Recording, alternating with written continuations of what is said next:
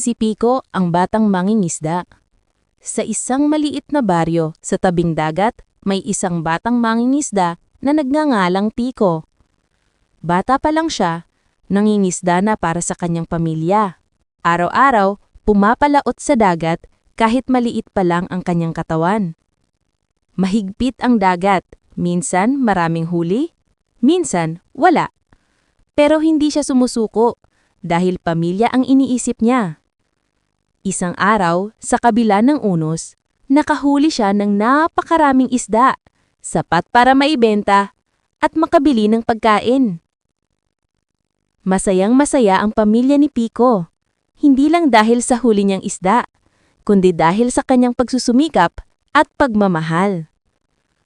Aral: ang tunay na tagumpay ay nakukuha sa tiyaga at pagmamahal. Tulad ni Pico, magsikap para sa pamilya.